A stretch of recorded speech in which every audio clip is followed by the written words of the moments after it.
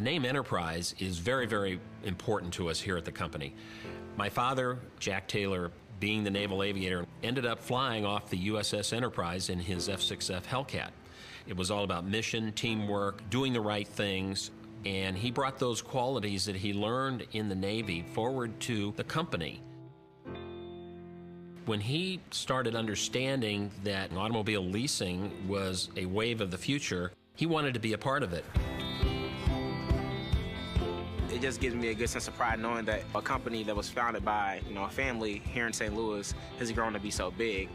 The transportation provider for the frequent business traveler, for the person who got in a wreck, for the mom planning her vacation, the college student who needs a car for 2 hours, and on and on and on.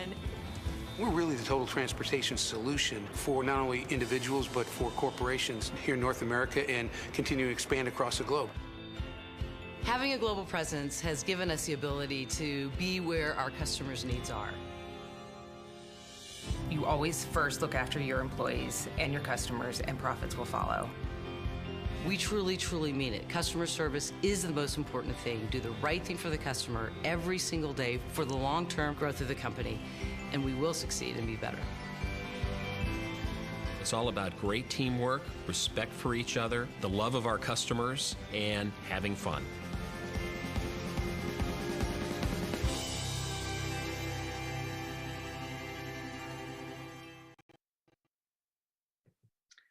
Hello, everyone, and welcome again to the 45th Murrow Symposium. I'm Corey Wilder, the chairperson of the Murrow Symposium Committee, and I am delighted to be with you today to have the chance to introduce our award-winning PR executive and session speaker, Mark Mohammadpour.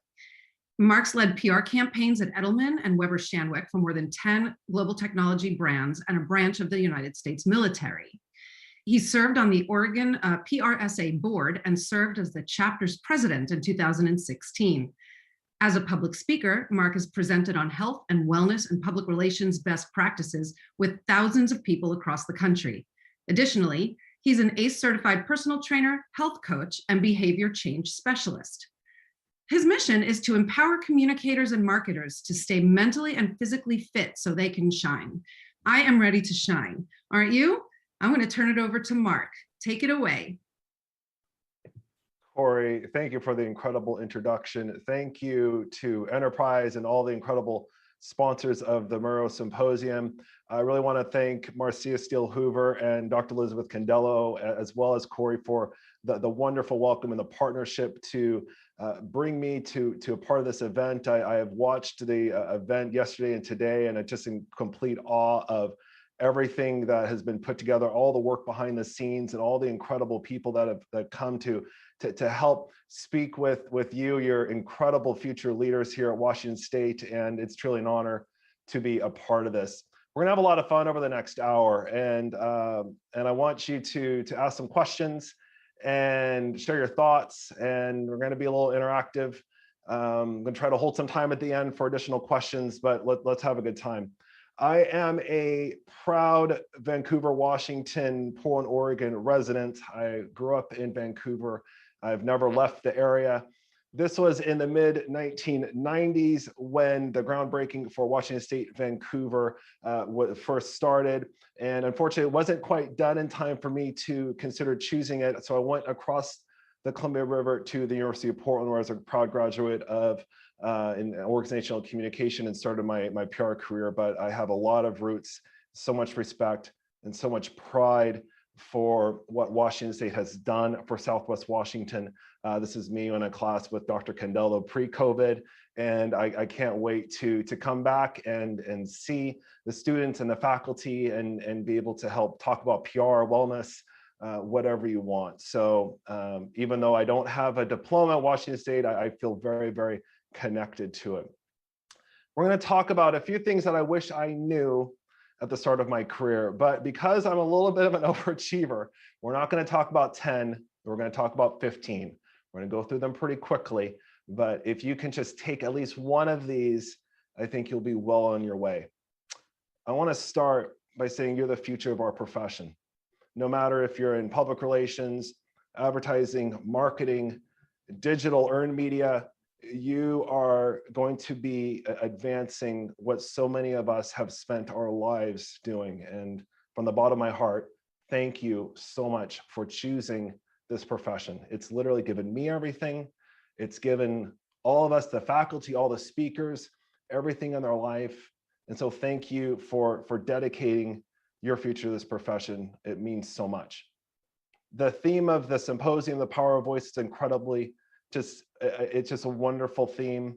My add-on is to use that voice, and we're going to chat about that a little bit this afternoon. As Corey mentioned, I'm a proud employee of Weber Shandwick and Edelman. That's where I spent a large majority of my public relations career, working primarily in technology, as well as with the U.S. Army. I was proud to serve as PRSA Oregon chapter president in 2016. I'm a regular contributor to Strategies and Tactics, its regular magazine. And I am now the founder and owner of Chasing the Sun Health Coaching. I launched it in late 2019, pre-COVID. My mission is to empower you, my communications, PR, and marketing friends, to prioritize your well-being so you can shine. Why this is important to me: back in 2007, as I was growing in my career, I was gaining a significant amount of weight. I got to a point where the scale read 350 pounds. Well, the scale was bad enough, but for me, there were so many challenges that I was trying to overcome. I had sleep apnea at night. I wasn't breathing. Trying to sit on a coach seat to go on a business trip from Portland to New York was excruciatingly difficult. I was breaking chairs in restaurants. I was just miserable. My colleagues call me Eeyore. And for someone who typically thinks of the world as half glass full and has virtual sunshine around me, I wasn't who I was. I needed to make a change. I was worried for my life. And that happened when I proposed to and was very fortunate that my now wife, Christine, said yes. 2008, I made a change, and I'm proud to have lost and kept off 150 pounds ever since. And this has been my literal life since COVID. My incredible wife, Christine, and our sweet puppy, Molly, our Labradoodle. She's 18 months old, going on 18 years. And I couldn't imagine life without them. A few rules of the road as I talk about some of the tips, just a few things. These are my personal experiences. I think all of my peers and everybody who is a professional are going to have their own tips on things that they wish they knew. I love the questions that you students have asked over the last couple of days from panelists and other speakers about things they wish they could do over. You're going to get all of that from me in the next hour, so keep that in mind, but they're my personal experiences. Everyone's going to differ. We're not going to talk about the bare minimum. Right? We're not going to talk about taking responsibility for your actions, showing respect, having empathy. I realize sometimes for some people that's a little easier said than done, but for me, that's bare minimum. Not going to get into that. This is not exhaustive. We only have 60 minutes. I try to keep it tight. I want to talk about these tips in 3 levels. I'm going to talk about in terms of job, career, and life. The first, I'm going to talk about the job. And what I mean by job, I mean our activities day to day. The first, your first job is not going to be your last job. This was something that coming out of college, I didn't even think about. I was just so interested in finding a job.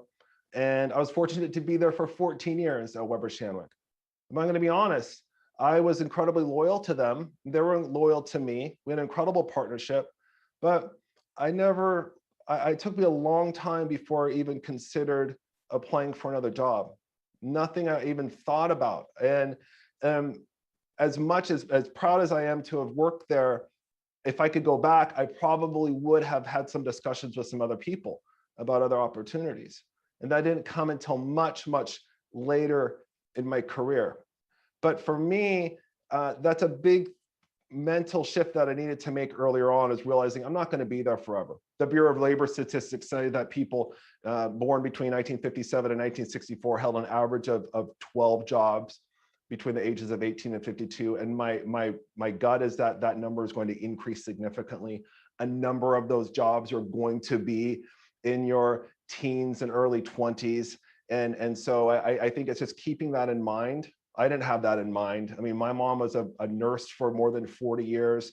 My dad stayed at home and took care of me. He didn't have a ton of jobs. He had a few, and then he was raising me at home. And so that's kind of how I grew up. And I didn't realize about jumping from job to job, but that's not the reality. So I'm just curious, share in the chat, how many jobs have you had so far? I'm sure some of you have had several. I'm sure some of you are juggling. I'd love to get your reactions in the chat. And Corey, if you see any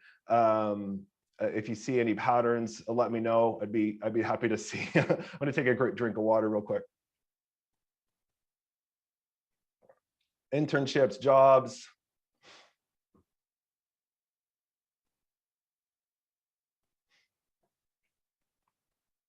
I'm going to keep going while see some of the responses come in. The next, oh, here we go. As I look through the chat. Oh, they're just coming in now. As I'm trying to manage the Zoom and the chat. So thank you, Corey, for being my partner on this.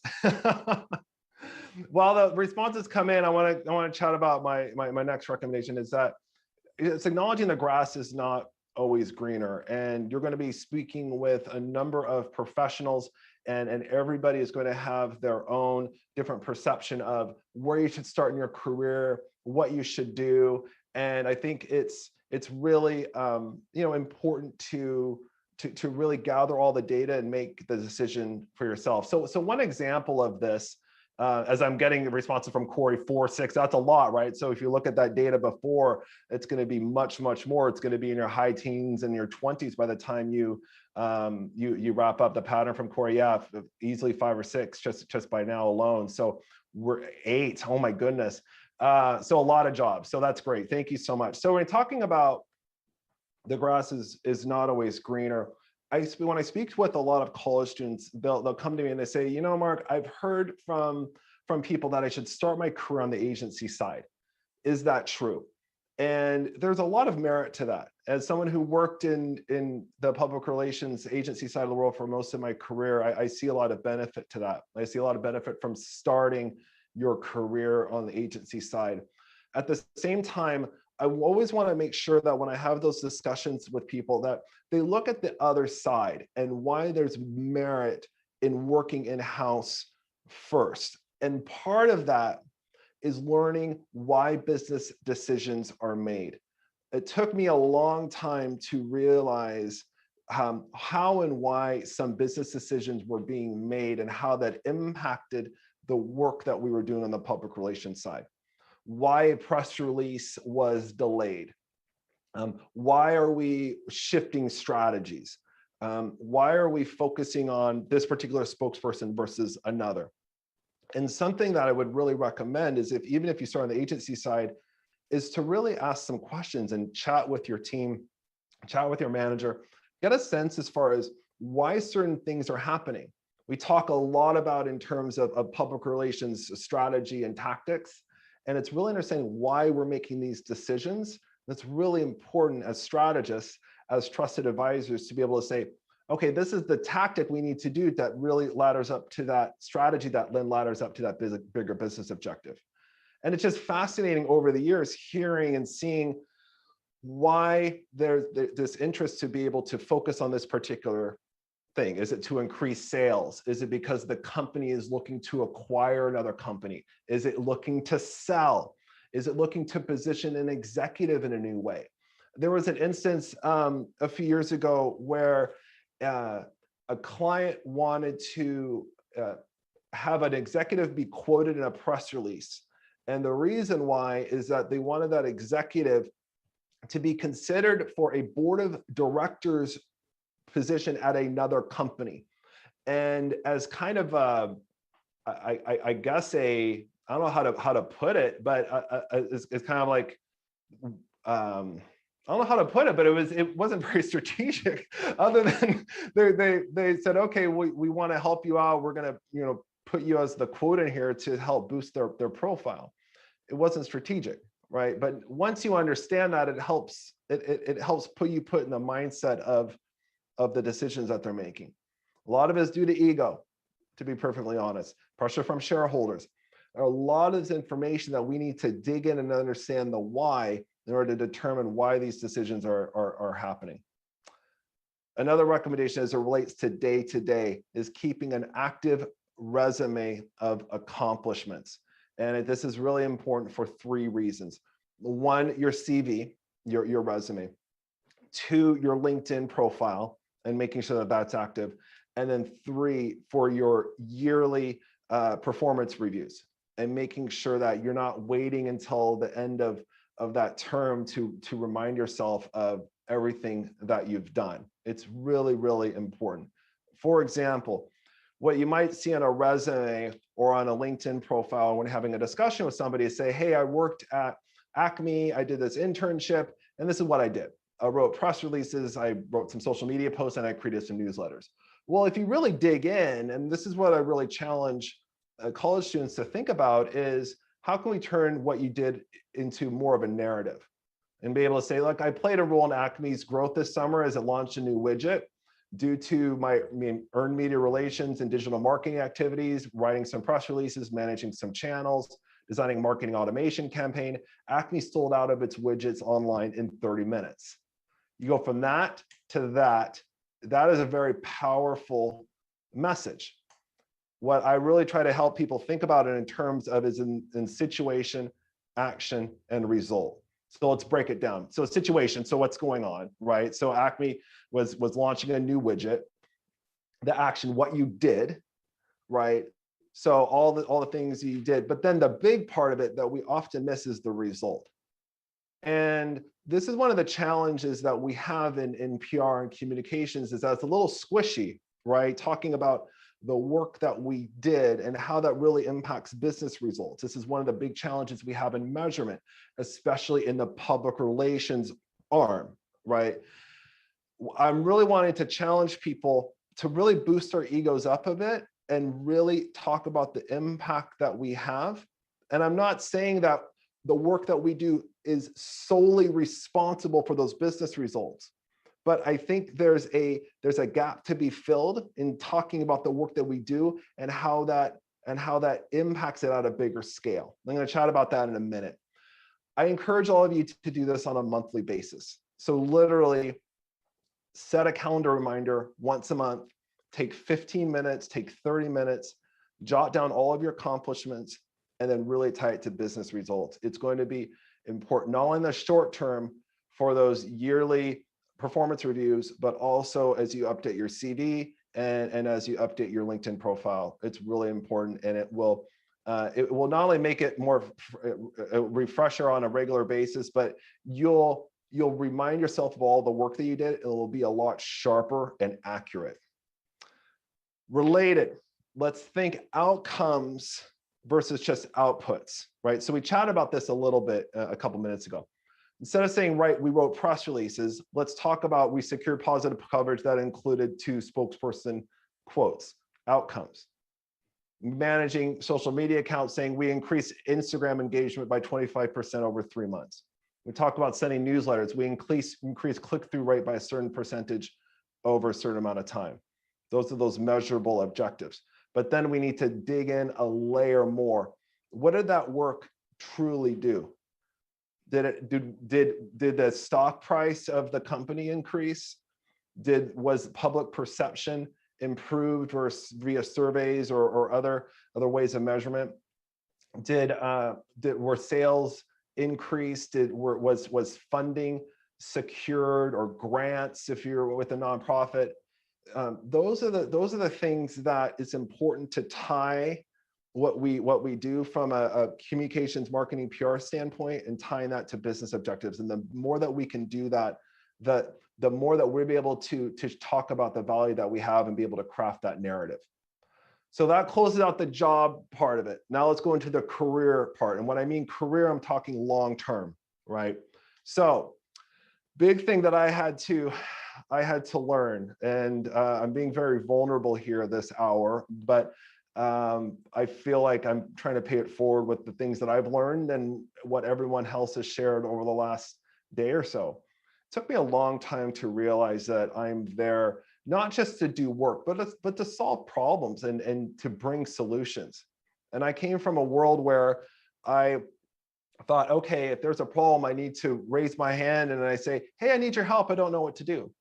It took me a while, and it took a few times from people to tell me, Mark, what do you think we should do? I don't have all the answers. And I was like, wow, oh my gosh, you're empowering me to not only say there's a problem, but also recommend a solution? Really? It seems very obvious now, and maybe I was a little naive, but it took me a while to realize that the more I can be proactive and talk about a solution, even if it's not 100% right, that the team and my colleagues realize that I'm trying, that I'm using critical thinking, and that I'm actually, you know, trying to help, because not everybody has all the answers.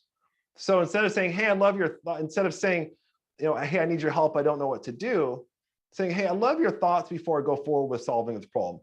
And let's make it up. Let's say that I received feedback from a client on a press release draft, and there was contradicting feedback. Maybe there was a quote that they wanted to revise, but the comments were a little contradictory, and I didn't know what to do. So instead of going to my boss and say, hey, this press release is contradictory, I don't know what to do, I would say, you know, I saw this quote, FYI, it's a little contradictory what the feedback is. I recommend going back to the client and asking for you know, some clarification, or I would say, I think what you mean is this, is that true? Is that accurate? And going through it that way instead of saying, I don't know what to do. And it's just coming with that next layer of critical thinking. That's something that people realize and appreciate and frankly expect. And so that was a big thing that I had to learn. One of the things that I also wish I could have done at starting in my career, and I know a number of you are involved in PRSSA or other student-led organizations, which is great. It's already you know, several steps ahead of me when I was at your stage of your career, is volunteering on a board of directors. There's so many wonderful benefits to being on a board of directors. First of all, it gives you something, another outlet for something that you're passionate about. It gives you the chance to build a skill outside of your job, your day-to-day job. Perhaps you do a lot of work in earned media, or you do a lot of work in you know, community management, but maybe this is an opportunity to work on a working board and do, you know, video editing, or maybe it's something where you're working on something even a little bit more strategic, like event planning, or be a treasurer or something like that. It builds your professional network in a unique way.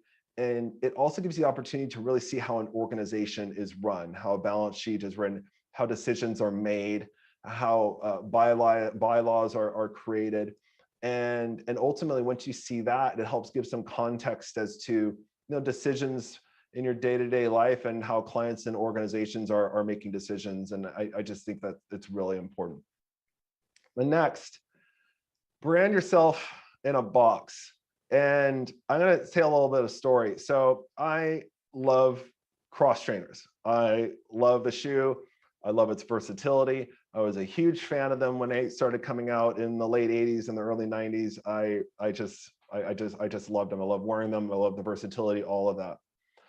As I was growing in my career, I realized that I was taking a lot of pride in the opportunity for me to be able to work on a bunch of different accounts and do a bunch of different type of work. I was, you know, one year I was talking to media who were covering smartphones, and I was managing programs on getting reporters to review cell phones and give their review. And so I was managing that program. The next year I was working with the US Army on launching websites and helping to create videos and talking to and interviewing soldiers to talk about what the Army story was really like. Two completely different things, completely different clients, completely different groups of people, completely different activities, completely different team in different parts of the country. And I took a lot of pride in the fact that, yes, it took a little bit of time to convert and to turn over, but I took a lot of pride in being able to say, I can work in any team and in any environment and feel comfortable and feel like I could contribute. So I started really thinking of myself as kind of this cross trainer. But really, as I was growing in my career, that wasn't doing me the right service, because what I was finding out and what people really need are people who are more specialized. Who's a basketball shoe? Who's the soccer shoe? Who's the golf shoe? Who's the running shoe? And I know we've received a lot of advice over the last day or so as you're starting your career to be open with opportunities that are coming with you. And that I completely agree with. All of this said, if you were to come to me and we were to have a discussion and we say, Mark, I'm a recent WSU graduate. I'm looking for a job in public relations. My head is going to be in so many different directions and asking so many questions that it would take hours in order to really dive into what you're passionate about. Because ultimately, you want to have a conversation with me or my peers or whomever about helping to start your career. And there's a lot of dialogue that has to go along with that. So the three questions that I always ask people are, first, are you interested in working in agency or in-house? Why? What type of industry are you interested in?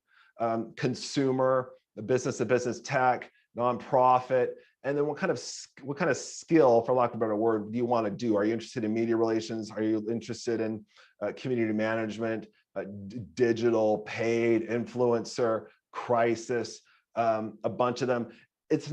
I'm not trying to put people in a box. What I want to do is be able to help start a conversation and be able to help introduce people to the right people that can help you land the job that you want. So instead of saying, I'm a recent graduate looking for a job in public relations, one example could be, I'm interested in building earned media relationships for B2B tech startups. I'm passionate about developing paid digital marketing campaigns for small to medium wellness businesses. I'm actively seeking an opportunity to manage influencer marketing campaigns for Pacific Northwest-based environmental nonprofits. Now, caveat, very niche, right? Incredibly niche. But if you're coming to me and be able to say, this is what I'm really passionate about, the group of people that I would introduce you to, or anybody else that's a professional here, is going to be very different and ultimately will get you to where you want to go. This is a really hard step, and you might not get there immediately after school, but it's something that I learned along the way as far as how I'm going to be branding myself and how I'm going to be positioning myself, because that's what ultimately helped me grow in my career and get me ultimately to where I'm at today. Because I'm a health coach, and there's a number of different places and opportunities that I could have branded myself. I really wanted to focus on my folks, my PR people, because I have the background and the experience, and that's what helped me. But there are a lot of other places that I could have gone. This is where I chose. So if you're able to really nail down, if you're looking at agency or in-house, the type of industry, and then the skill, that will help immensely. That doesn't mean you have to work exclusively in there. It just helps with the dialogue and the discussion and the connections. Speaking of connections, your alumni network. So one of the things that I realized, and I'll tell you, is that we have all paid a significant amount of money for the opportunity to have this education. We have family, scholarships, all this, and we've received incredible education from it. We have received incredible life experiences.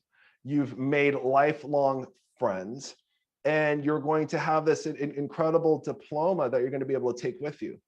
But there's another part of this that I think these last 2 days are helping to sum up, and I'm just going to hit it home again. Use your WSU alumni network, and the best way for me, my recommendation is through LinkedIn. You look at the Washington State University, the main page. I believe that's a breakaway page for Washington State, Vancouver, and perhaps others. There's more than 146,000 alumni on that page. So I'm not going to suggest to all of you that you're messaging all 146,000 of them. That's not realistic.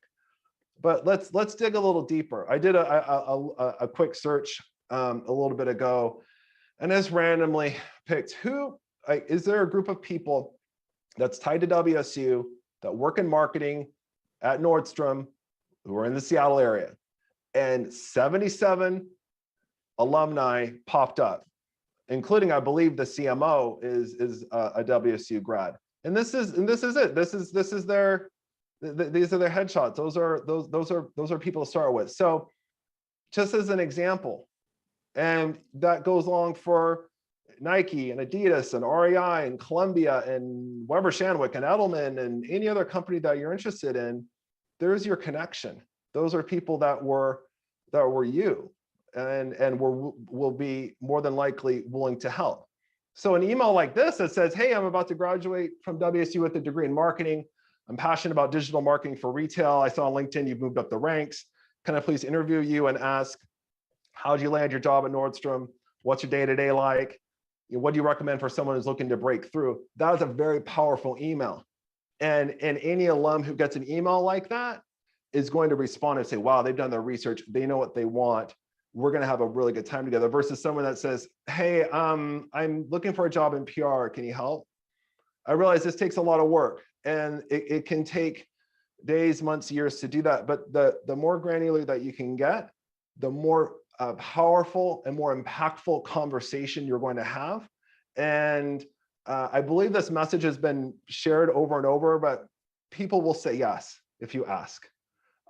Anytime my alma mater, University of Portland, asks me to come speak at an event or share something, I always say yes. It's literally given me everything in my life, and I'm going to do everything that I can to support them.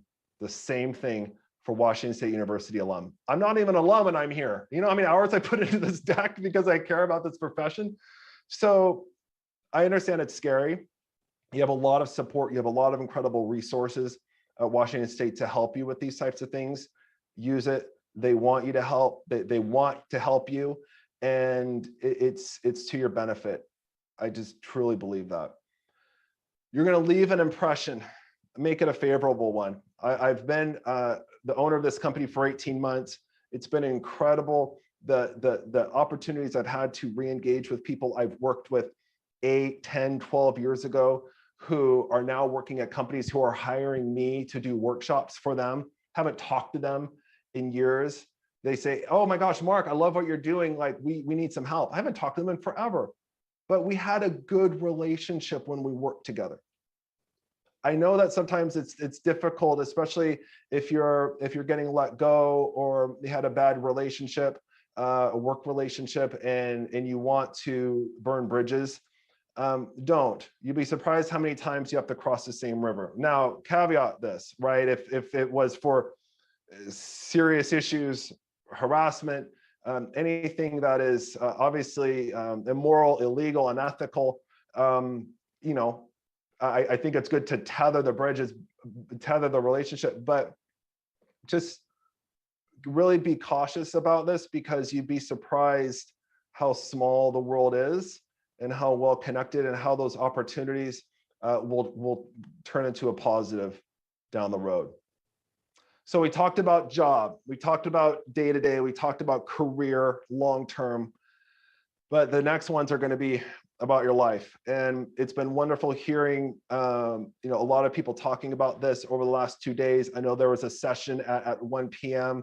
With a couple of people from Washington State that I was listening to, talking about wellness and burnout. And I'm so glad that was a topic that was raised. I'm going to share a few bites that are kind of related to that, a little bit on top of that. But for me, this is about preserving your mind and your body.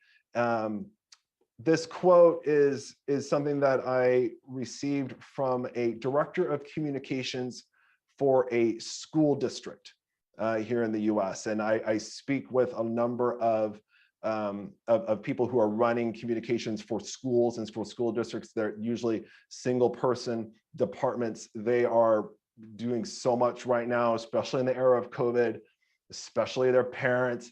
They're not only dealing with their children remote learning, but they themselves are having to run communications for a school district and trying to manage messaging and trying to manage up to superintendents and everything in between. So I get this quote that says, we're truly the caregivers of our company, and as such, no one takes care of us while we're taking care of everyone else. This is a similar quote I receive when I speak with healthcare, communications leaders, tech leaders, and everyone in between. And so it's important to acknowledge that. All this said, I really want to express this. Working a lot of hours is not going to impress people. We need to get over the stigma that being online and being available days, nights, and weekends is not going to impress people. In fact, what it's going to do is, if you're online and working all the time, you're going to be asked, why are you working so long? Are you having some challenges with what you're doing? So if you are having challenges with what you're doing, please speak up. But don't be online and available just for optics. I have a big problem with that. Some might disagree, but I will fight to the death on this, that there needs to be some boundaries being set around that. And when I talk about you're the future of our profession, that's why. And so I truly believe that. So it's just a few tips, and I could talk all day about this. So be proactive and really be ultra communicative with your bosses and your teams about availability and expectations. I'm going to chat about that in a few minutes. But manage up. If people are asking you to do things and you really can't do it, say something, no, however, here's someone I can recommend. Or if somebody is asking you to add on to a list of priorities that you have, you might respond, yes, but what should I take off my plate to prioritize this? This is especially a challenge on the agency side. So I don't have a graphic, but on average, and I not put this on quote, on average, if you're on the agency side, you're going to be working between, when you're starting on a career, 2 to 5 clients. Now, some agencies, some teams, you're going to be only working on that one client. Some are going to be working 7 to 10. All right. So there's a wide spectrum, and it's important to have that dialogue going through the interview process. What I found on average is between 2 and 5. Your direct manager, the person that you report to, might not be managing all of the clients that you're working on. Those clients might be managed by other people, your manager's peers, for instance. So when you receive projects to do, you're going to be getting a wide list, and your direct manager might not know everything that's going on. So when he, she, or they are having a dialogue with you and asking you to do something, you need to be transparent and talk to them about everything else that you have on your plate. Because also a lot of times what happens is that managers will give arbitrary deadlines so that gives them time to review things and have some back and forth before it's due. And so because those arbitrary deadlines are built, that can put pressure on you as the employee to be able to say, okay, I got to meet this deadline. Where sometimes there's some flexibility, but it really involves having an active dialogue with your manager. And a lot of that comes down to prioritization and really understanding that. You need to take your PTO. This is an American culture thing, although I have been hosting some workshops this week with a global company and chatting with people last night in Asia and Australia, and this morning with Brazil and Europe. This is not an American issue. We are not taking our paid time off. We are not taking our paid compensation. There was some survey data from the US Travel Association that said in 2018, Americans failed to use 768 million days of PTO. This is part of your paid compensation. You're getting paid to take your time off. We need to use it. And we need to evolve from a culture that's bragging about working so much to one that we are taking our time off and focusing on ourselves. Again, that's something that I will die on. Dr. Elizabeth Candello and I have co-written a paper that's under peer review on the state of well-being of the PR professional. That started in 2019, pre-pandemic. So this data that we asked before the pandemic, we asked PR professionals, we surveyed 200 PR professionals. We asked, one of the questions we asked is, do you take all of your allocated vacation and sick time? And 2/3 of the respondents said they did not. And to me, that's a problem. To Dr. Candello, that's a problem. We're reissuing that survey now. That's in progress. And our gut is that those numbers are going to be even worse when I'm chatting with people and they're talking about the vacation that they're taking because they're not going anywhere. They decide to work. So we need to evolve that. We need to think about vacation and staycation and being in terms of like, we're going to be away from our devices. We're going to be unavailable. We're going to focus on ourselves. And I hope one of the many key learnings from the pandemic is that we need to do that. We need to proactively think about what the plan B, plan C, plan D is when we can't go to Hawaii, we can't travel during a pandemic, but still take time for ourselves. That's so important. How to do that, because what I see a lot of people coming out of college, and this is a big message for all of you, is that you have this certain block of time that you're allocated every year. Maybe it's 10 business days, maybe it's 20. It's going to depend on the company. It's going to depend on the state. It's going to depend on your title. But in general, I want to make sure that at least every 6 months, you're taking several business days off, if not a week. Every 3 months, you're taking a long weekend. And every month, you're taking a half day or a full day. This will be a challenge, obviously, depending on your policy. But I want people to be proactive when it comes to taking their time off, because what I see is that November comes up or early December, and people realize they have so much time off in their PTO bank and they don't use it. And depending on the company, depending on the state, it can't roll over. I know in California it can roll over, but some states can't. Some companies don't allow that. Some companies you can cash it out. But really, this is your time away. Related, a lot of companies are starting to combine PTO and sick time, which is good. The optics used to be that to use sick time, you had to be sick, right? Cough, cough. You don't want to contaminate somebody, or you just were, physically unable to work. And I think we're getting to a point, and I hope my colleagues agree here, is that we need to redefine what sick means. It used to be exclusively physically sick, but now we need to make sure that our mental health is up there as well. So if we're not having a great day, we need to take that time off, and our managers and our leaders need to understand that and accept that. And so I want you to feel empowered to be able to acknowledge that when it's just not your day, and it's okay. It's okay with me. It needs to be okay with a lot of other people, but I just want people to acknowledge that and realize that the people that respect you for making those decisions are the winners. And I think those are the folks that are around more often than not.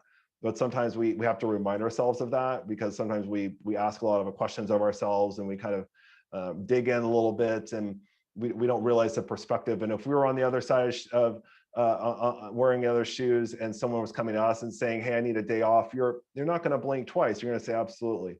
And so just putting yourself in that perspective is really important.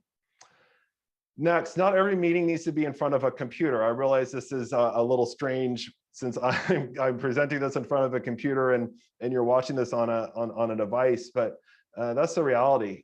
Stanford, and I'm sorry, this is from another university, but a Stanford study says that walking improves creativity by up to 60%. And so I really want to challenge people to think about how they can be active while thinking, while having meetings. So we're not all on Zoom or Microsoft Teams or whatever, that we're having discussions. We're actually using the phone app on our phone and using that as part of a dialogue. This is a top-down view of my neighborhood here in Northeast Portland. This is a 3-mile loop around these blue dots in our neighborhood. And this is a path that my wife, Christine, and our puppy, Molly, take all the time. In fact, I think bumped into Marcia a few times. I know my wife has, but because we live very, very close. And so what I really want to challenge people to think about is when you're doing walk and talk meetings, to have some real purpose to them. A lot of times we do walk and talk meetings in the past, before COVID, very social, very just kind of having a discussion, a general discussion. There's a lot of value in that. But I want to try to marry the physical benefits of doing walk and talks with the opportunity to connect on things that you really need to advance. So for instance, if you were to have a walk and talk meeting, maybe spend a certain amount of time or a certain amount of distance from one landmark to the next, focusing on one topic, and then to the next landmark, the second topic, and so on. And that could be an update on what's going on with you, update what's going on with them, something you have to determine to advance, and then closing out. So just one way to think about that. Another thing that I really want to push students to think about is to talk to prospective employers about work style. And I think the more that we can ask questions during the interview phase and during the onboarding phase about expectations, the better. So this is just a sample question. So talking about expectations to be available on nights and weekends, I think, is really important. Look, we are in the PR industry, communications, marketing, advertising. We know it's not a 9-to-5 job, and I get that. But I've too often seen people sending emails late at night or on weekends, and then there's this disconnection from the rest of the team to determine, oh, am I supposed to respond to that right away? Do I need to be available? And it's one thing to be proactive and have a dialogue and come to an understanding, because yes, you have to be available on some nights and weekends. But the more we can reduce that gap of communication, the better it is for our mental health. How do you manage your own vacations? I've seen this too often where team leaders and managers say they go on vacation, they're literally going on vacation. Maybe they've been offline for 2 or 3 days, and all of a sudden, one morning you're waking up and they're in Europe and they're sending you a bunch of emails, and then they're joining a call later, and you're like, I thought you were on vacation. What, do you not trust us? Why are you so attached to your to your device. Like, what do you need to do? Yeah, I thought you told us you were gone, like you had a proxy. So talking about what that looks like is really important. Again, you're the future of our profession. I want you to help separate your work and your life as much as you can. Now, there are times you're on vacation. I get it. You need to work. You need to check your email.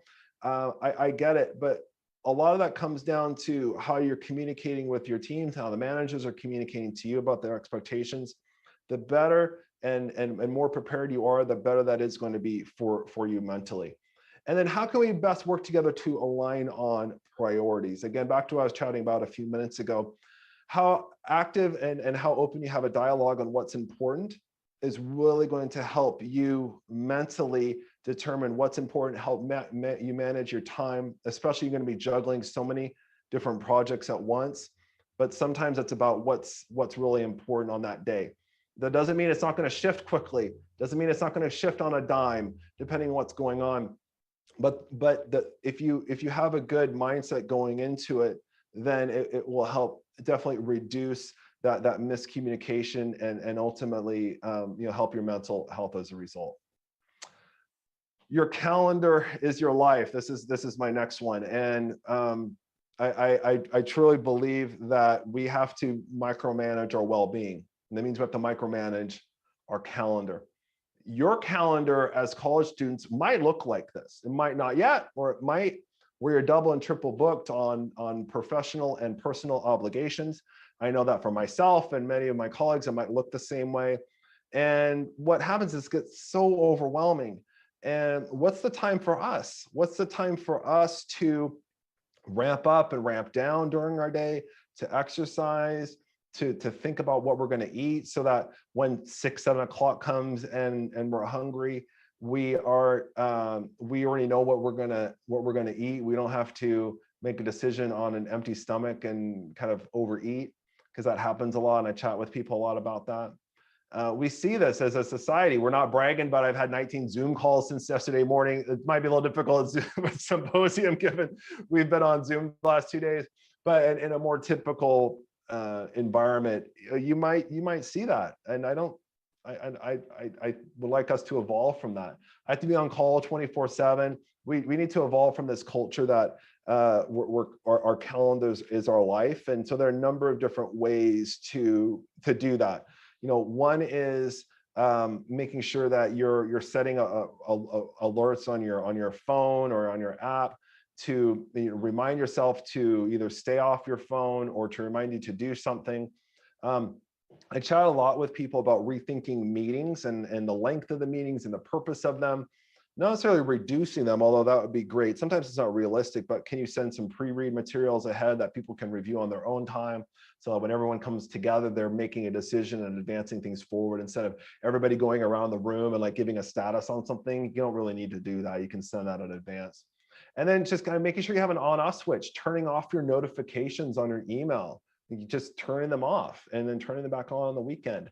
There's a time management method called Pomodoro, where you work for a certain amount of time, then you take a break and work and take a break. When I was doing a workshop the other day, I was recommending to somebody that they literally close their office door at home after 6 or 7 o'clock, and they thought, oh my gosh, it's brilliant.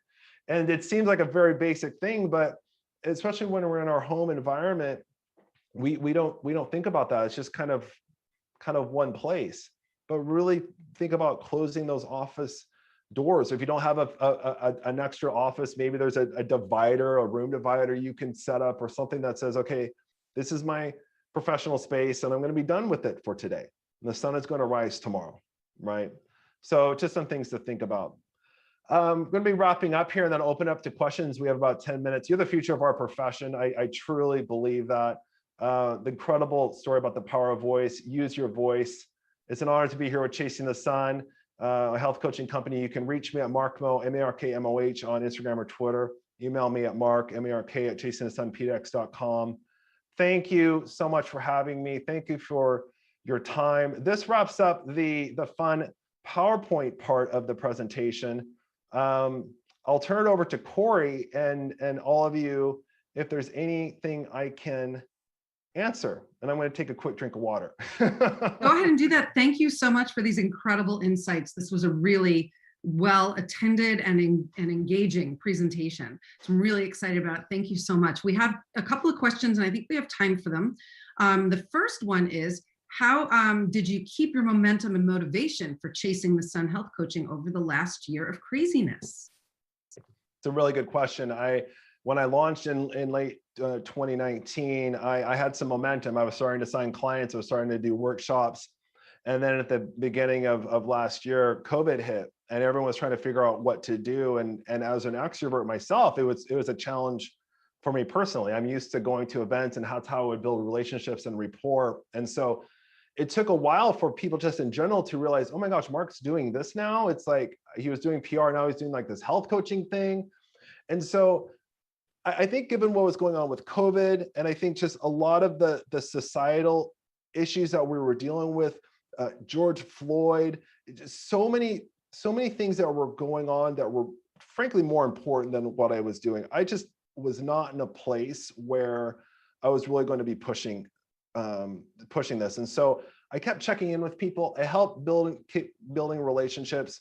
I was fortunate that my incredible wife, Christine, was working full time so that there wasn't, as much as a financial burden. And then over the summer and into the fall, things really started to pick up. And now I'm at a point where, this will be my 15th speaking engagement or workshop. So far in Q1, I will have surpassed my 2020 results by next month. And it just took time for people to kind of acclimate what I was doing and not chasing, no pun intended, but not really chasing it, and just being very fortunate that I didn't need to do so. So that's my short, long answer. It's a great question. Thank you. No, got it. That's perfect. That's perfect. We have a couple more. So without further comment from me, somebody asked, some new practitioners entering the field may feel intimidated to discuss expectations with managers about work habits. So how best should newbies approach managers? I think that's a really good question. Look, I'm not naive, but I do strongly believe that this is my philosophy. And if other professionals have a contrarian view, they can. My approach to this is that if I'm working with you and you're a new professional, you're a professional. I'm going to treat you like a professional, and that comes both ways. That means I'm going to treat you with the respect, no matter what level you're at. But it also means you're going to come in as a professional as well. And so I want to be able to have an active dialogue with you. And I think the big thing I'll say, Corey, is that in the age of social media and the age of immediacy, we see the reputation of companies being impacted very, very quickly. And we look at LinkedIn, we look at Glassdoor, we look at other word of mouth. And I think it's on managers and companies to come in and say, we need to treat our professionals like professionals on day one. I don't believe in this whole prove your value and prove your worth. To me, you need to come in and kind of prove to me that you're going to disrespect me or do something bad, but I'm going to treat you as a professional from day one. And so to me, I think that means chatting through some scenarios. It's chatting through with a mentor about this. It's taking some of these ideas, but be able to kind of play around and say, what are your policies around this? I think it's a very fair question to ask. It's a fair question to ask HR as well, recruiters, hiring managers, colleagues, just so they can get a sense of it. I hope that helps. But I think practicing with mentors around this is going to be really, really helpful. Absolutely. Like you said, use your voice. Your voice is powerful. You have to use it. You have to advocate for yourself and ask the important and sometimes the difficult questions. Mm-hmm. Okay, we have one more here, and that is, how would you tackle applying for jobs that are outside your hometown, or if you're moving to a new job outside your hometown? It's a really good question. I'll be honest, I'm not the best to answer that, but I'm going to do the best that I can. I think I think coming back to your network and coming into your WSU network is really key. I'd also perhaps look at opportunities where you can go to the hometown. I realize it's a little difficult now in the age of COVID, but after restrictions are lifted and we're able to travel a little bit, trying to spend a little bit of time there doing that is important. I think the other thing is that I am seeing more and more companies understand that they need to hire remotely. They need to hire really good talent, and they can be where they're at.